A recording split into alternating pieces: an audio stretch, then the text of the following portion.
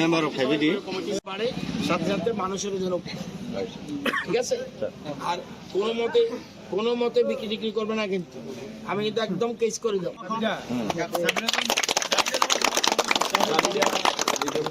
আচ্ছা তারা ওইখানে বই যায়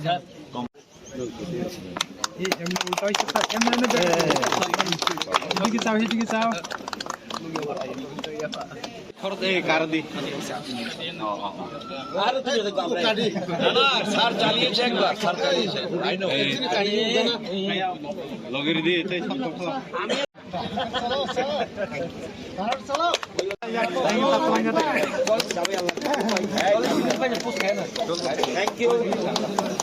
স্বয়ম্বর করার জন্য এবং বেকার যারা আছে তারা যেন আত্মনির্ভর হয়, তাদের জন্য রোজগার হয়, সেজন্য আমরা ফার্ম মেশিনারি ব্যাংক ত্রিপুরা রাজ্যে শুরু করেছি এবং প্রচুর পরিমাণ ফার্ম মেশিনারি ব্যাংক আমরা তৈরি করেছি।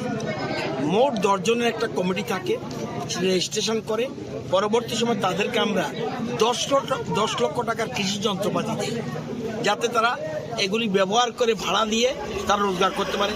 একদিকে কৃষকদের লাভ হবে, যেহেতু এখন গরু বা মহিষের চাষ হয় না এবং বেশিরভাগ চাষ হয় ট্রাক্টর, পাওয়ার টিলার এসবে, সেজন্য আমরা কৃষি যন্ত্রপাতির উপরে বেশি গুরুত্ব দিচ্ছি। এবং গত 5 বছরে প্রায় 28,000-এর উপরে আমরা কৃষকদের এই কৃষি যন্ত্রপাতি দিয়েছি। পাওয়ার ব্যাংক আগে ছিল 8টা, আজকে 350-এর উপরে পর্যন্ত পাওয়ার ব্যাংক করেছি। তো এই জন্য মূল কথা এখানে আজকে লেপুঙ্গা ব্লকে আমরা এই ফার্ম মেশিনারি ব্যাংকে এই পিছনে যে ট্রাক্টর দেখছেন, এই ট্রাক্টর এটার দাম 10 লক্ষ, 9.5 লক্ষ টাকা সরকার দিয়েছে আর 50,000 যারা কমিটি তারা দিয়েছে।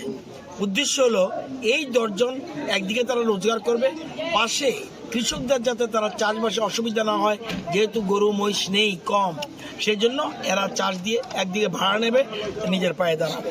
এগুলি করার জন্য আমরা এটা করেছি এবং আরও অনেক বেশি এফপিও আমরা গঠন করেছি এবং আরও বিভিন্ন রকম, অর্থাৎ কৃষকদের পাশে দাঁড়ানোর জন্য, কৃষকদের আয় যাতে বাড়ে সেই জন্য আমরা একদিকে চেষ্টা করছি, আবার অপরদিকে বেকার যুবক যুবতীরা যেন শুধু বসে না থাকে, তারা যেন কিছু রোজগার করতে পারে।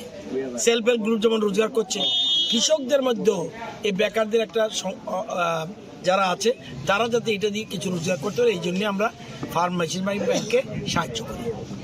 Thank you.